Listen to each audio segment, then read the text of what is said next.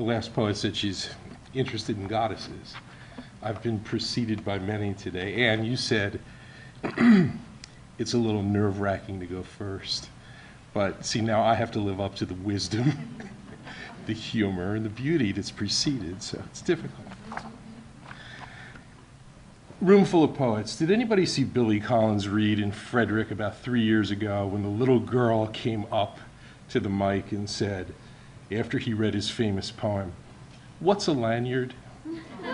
Yeah? Remember what Billy said?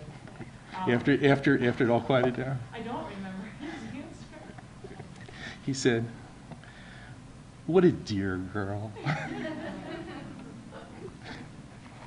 That's when I learned what irony was. It's called poetry reading.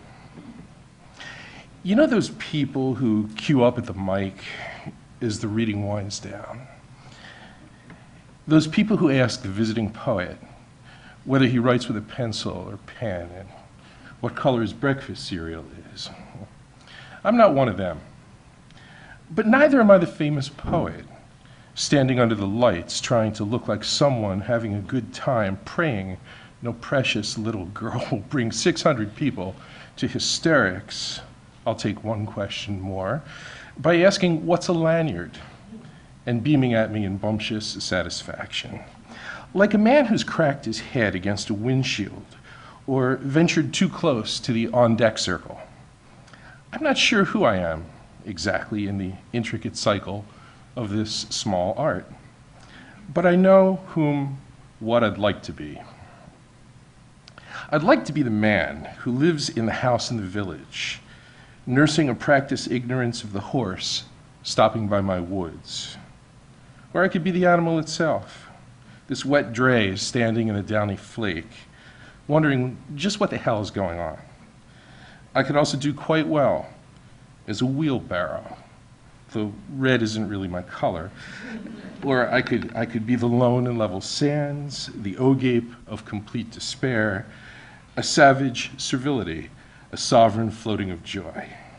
Let me tell you, I can lie fair upon the straits with the very best of them. I'm far from demanding.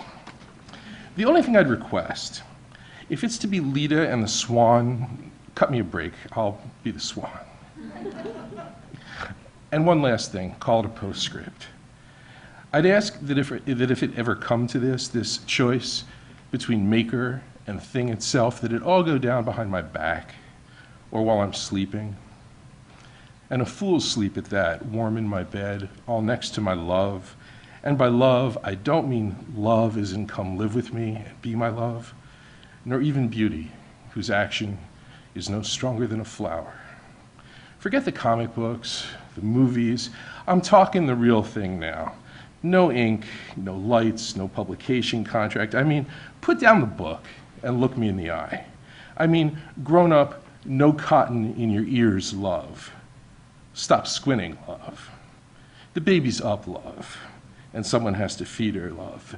Love is not love that alters when an alteration finds love. That kind of love. And not so different, now there's light on it, from the poet at his podium. Nice work if you can get it.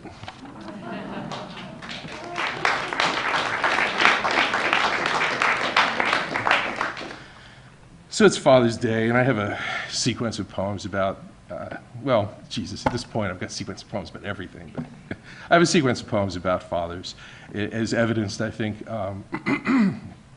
by the first line of this poem. It's clearly in the middle of a sequence. It's called The Train of Fire. Or think of it this way.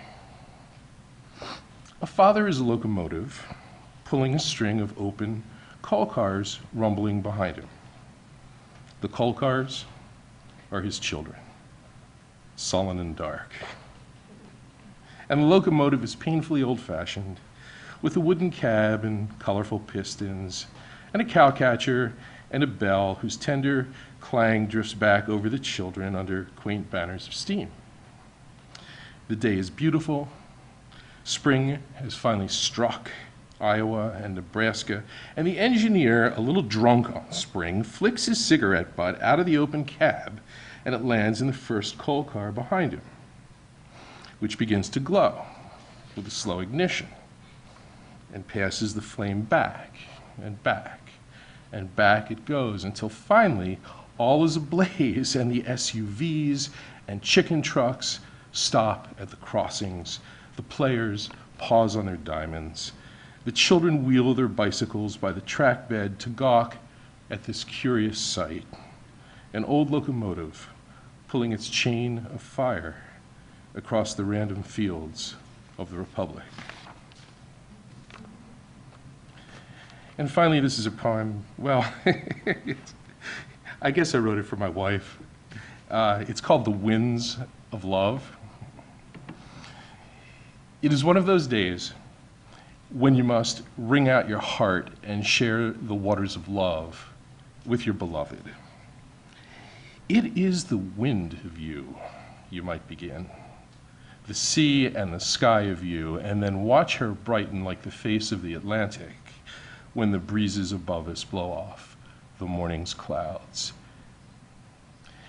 It would be a mistake at that moment to mention in spite ofs, those flaws you daily stare right past, blinded as by a spritz of mace. For example, that you love her in spite of the fact that her nose is a little too big for her face, that it makes no difference. She hasn't shampooed for days, that it's okay. She's begun to sound like her mother. You know you must not say these things. You know what you wish to say. But if you walk into the bedroom to interrupt her while she is plucking her eyebrows or making the bed to tell her that she must stop for a moment and listen while you count off the ways of your love, and you begin, she will simply assume, I know what he wants, and perhaps be not so very far off the mark. Yet and all, you are sloshing 2 liters of love in your 8-ounce cup this morning. You are bursting with this stuff. You are full of it, as full as the sky with its oceans of light, and tossing like an ocean with the need to share, to tell her what you feel. So in you go. She is folding sheets. She looks up. It is the wind of you, you declaim, and then stop as she stares at you, frozen, right there, right then. The rest of your speech has packed its bags and left for the Middle Ages. And you realize too late that you're just the same as lovers down through all the ages, tiger-skinned, breeched, breeched, beribboned, sandaled, booted, moccasined, wing-tipped, that somehow you've gotten off on the wrong foot. Standing there in your jeans and sneakers, beginning to hunch, hands in your pockets, mud for brains, oh, beautiful, mute, the wind of you.